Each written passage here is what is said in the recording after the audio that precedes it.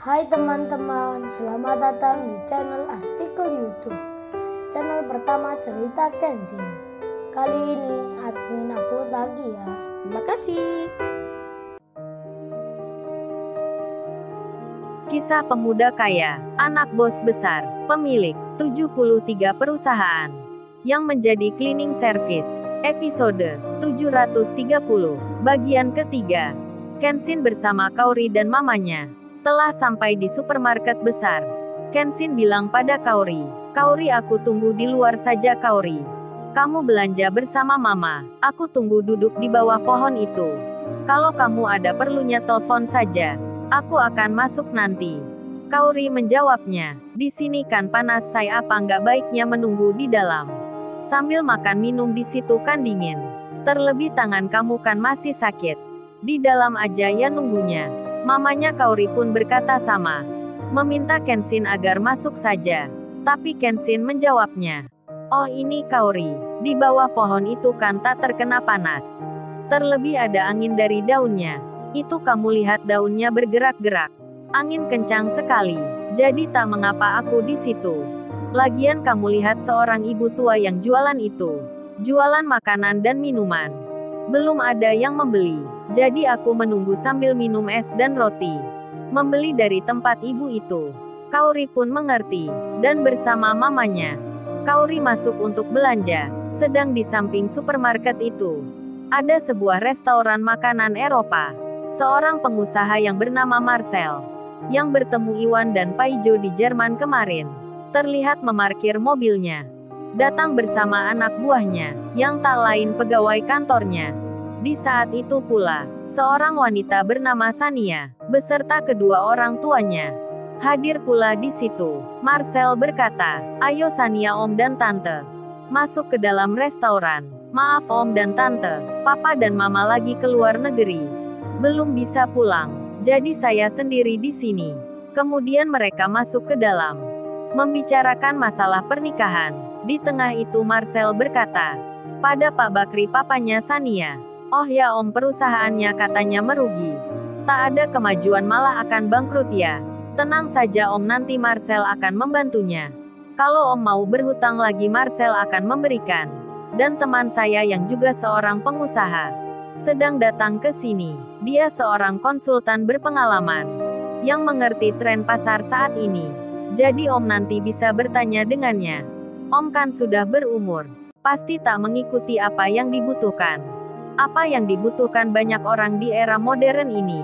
Jadi Om cukup duduk saja biar saya dan Sania nanti yang berpikir dan bekerja." Kata-kata Marcel tak sopan sekali, menyinggung perasaan, terkesan merendahkan. Pak Bakri, papanya Sania, menjawabnya, "Iya, nanti Papa akan serahkan ke Sania perusahaan itu." Sania pun merasa Marcel ini sudah tak sopan pada papanya. Mamanya Sania pun begitu. Dan telepon Marcel berdering. Yanti temannya menghubungi. Marcel menjawabnya, "Halo Yanti, kamu sudah sampai mana ini?" "Gua udah di restoran bersama Pak Bakri, papa dari calon istriku. Ini barusan gue bertanya tentang perusahaannya yang bangkrut, tentang masalah dan ceritanya. Jadi lu entar bisa mengerti apa yang harus dilakukan."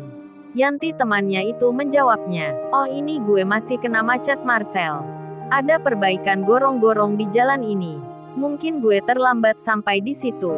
Dan ingat Marcel, rencana kita harus berjalan dengan yang diinginkan. Lu bisa menikah dengan cewekmu. Gua bisa membeli perusahaan itu dengan harga yang murah." Marcel mengiyakan. Kemudian ia bicara dengan Pak Bakri. "Oh ini Om, teman Marcel yang konsultan itu. Dia banyak membantu pengusaha yang sudah bangkrut seperti Om ini. Pengusaha-pengusaha yang gagal dan merugi.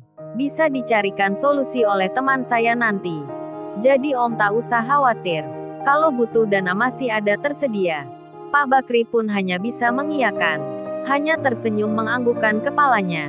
Karena Pak Bakri tak bisa berbuat apa-apa. Sebab tersandera oleh Marcel.